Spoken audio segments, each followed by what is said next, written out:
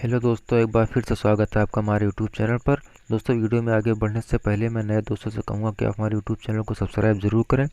साथ में bell icon को भी प्रेस करें ताकि हमारे आने वाले वीडियो का नोटिफिकेशन आपको सबसे पहले मिलता रहे। दोस्तों, मध्य प्रदेश में एमआईएम को बड़ी कामयाबी मिली है। इस बड़ी कामयाबी के पीछे असदुद्दीन ओवैसी की मेहनत और वहाँ के कार्यकर्ता का रंगलाई है। दोस्तों, ये कई न्यूज़ चैनलों पर भी हाईलाइट बना हुआ है। और आइए देखते हैं कि मध्य प्रदेश में किस तरह से हमें बड़ी कामयाबी हासिल हुई है। क्या मध्य प्रदेश में असदुद्दीन ओवैसी ने भाजपा को फ़ायदा पहुंचाया है? क्या कहते हैं बड़े आंकड़े, आइए जानते हैं। मध्य प्रदेश नगरीय चुनाव में नतीजे आने के बाद अब ओवैसी की चर्चा शुरू हो गई है। उनकी पार्टी के 7 पार्षद चुनाव जीतकर आए हैं। ऐसे में विधानसभा चुनाव को लेकर उनकी भूमिका का विश्लेषण किया जा रहा है। मध्य प्रदेश के नगरीय निकाय चुनाव के नतीजे आ गए हैं। नगर निगमों में भाजपा को नुकसान हुआ और कांग्रेस आपको लाभ हुआ है। दोनों के दावे प्रतिदावे तेज हो रहे हैं।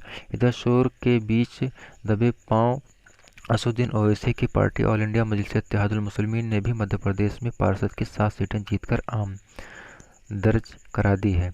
भले ही संख्या बड़ी ना हो, पर अगले साल होने वाले विधानसभा चुनाव के मद्देनज़र ओवैसी की मौजूदगी महत्वपूर्ण रहने वाली है। ओवैसी और उनकी पार्टी के इतिहास की बात करें तो महाराष्ट्र में भी इसी तरह उन्होंने एंट्री मारी थी। औरंगाबाद में भी पहले महापालिका की सीटों पर कब्जा किया था और अब हैदराबाद के बाद अगर कहीं उनके पास सांसद है तो वह महाराष्ट्र के औरंगाबाद में ही है। ऐसे में उनकी राजनीति को समझने वाले मध्य प्रदेश में उनकी आमद की लंबी लड़ाई बता रहे हैं।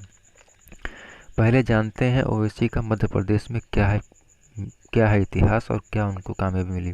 यूँ तो असदुद्दीन ओवैसी की पार्टी को पार्षद की 7 सीटें मिली हैं, 3 खरगोन में, 2 जबलपुर में और 1 खंडवा में और 1 बुरहानपुर में।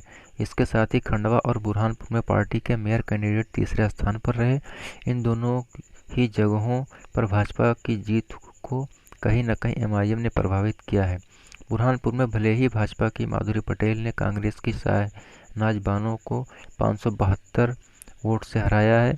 उनकी जीत का श्रेय त्रिकोणीय मुकाबले को दिया जा रहा है।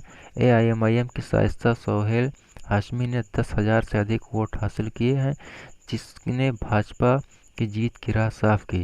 बुरहानपुर में एआईएमआईएम ने 14 सीटों पर चुनाव लड़ा और 1 पर जीत हासिल की।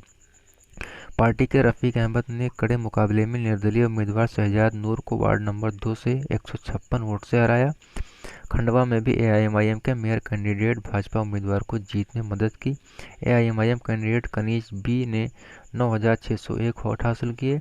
छोटे नगर निगम में ये आंकड़ा महत्वपूर्ण हो जाता है। खंडवा में एआईएमआईएम ने 11 सीटों पर चुनाव लड़ा और 1 पर जीत हासिल की। पार्टी की शकीरा बिलाल ने वार्ड नंबर 14 में कांग्रेस की नूरजहां बेगम को 284 वोटों से हराया। इतने ही नहीं, कम से कम 7 वार्ड में एआईएमआईएम के कैंडिडेट की मौजूदगी की वजह से हार जीत का प्रभावित हुआ। जबलपुर में एआईएमआईएम ने 7 सीटों पर चुनाव लड़ा और 2 पर जीत हासिल की। पार्टी की समा परवीन ने वार्ड नंबर 49 से कांग्रेस के उम्मीदवार साइमा वसीम को 1,527 वोट से हरा दिया। इसी तरह वार्ड नंबर 51 में समरीन ने कांग्रेस की शबनम फिरदौस को 209 वोट से हराया। वो 2 पार्टी दूसरे स्थान पर रही। वार्ड नंबर 75 में पार्टी के मोहम्मद आरिफ को कांग्रेस के सामने हार का सामना करना पड़ा, पर उनकी हार 300 से भी कम वोटों से थी। खरगोन में हाल ही में सांप्रदायिक तनाव हुआ था। वहां पार्टी ने बड़ी कामयाबी हासिल करते हुए पार्षद के 3 सीट हासिल की है। एआईएमआईएम की अरोड़ा बाई ने खरगोन नगर परिषद के वार्ड 2 में जीत हासिल की। उन्होंने भाजपा की सुनीता देवी को 31 वोट से हराया। अरोड़ा बाई अनुसूचित जाति से आती हैं और डॉक्टर बाबा साहब अम्बेडकर के बारे में ओवैसी के विचारों से प्रभावित होकर ही उन्होंने पार्टी ज्वाइन की थी। वार्ड नंबर 15 से शकील खान और 17 से 90 जीते हैं। क्या है ओवैसी की महत्वपूर्ण मौजूदगी? महाराष्ट्र में एआईएमआईएम की सफलता की बात करें तो आधार बना था दलित मुस्लिम कॉम्बिनेशन। खरगोन में एआईएमआईएम के दलित हिंदू उम्मीदवार की जीत से आप इस समझ सकते हैं। अगर इसे बुनियाद समझा जाए तो मध्य प्रदेश की कुल आबादी में 6.6% मुस्लिम और 15 पॉइंट अनुसूचित जाति की आबादी शामिल है। इसे ही ओवैसी टारगेट कर रहे हैं ओवैसी ने खुद पहले मध्य प्रदेश के नगरीय निकाय चुनाव में सक्रियता दिखाई और खंडवा, भोपाल, इंदौर और जबलपुर में सभाओं को संबोधित किया। उन्हें सुनने बड़ी भीड़ उमड़ी थी। लगा था कि वो इंदौर, भोपाल जैसे बड़े शहरों के मुस्लिम इलाकों में करिश्मा दिखा सकते हैं। वहाँ भले ही रैलियाँ नतीजों में तब्दील ना हो सके, लेकिन मौजूदगी का असर तो दिखा है। दोस्तों, आज की वीडियो में बस इतना ही। वीडियो अच्छी लगी हो तो वीडियो को लाइक करें, शेयर करें, चैनल को सब्सक्राइब जरूर करें। मिलते हैं किसी वीडियो के साथ, तब तक के लिए गुड बाय, अल्लाह हाफिज़।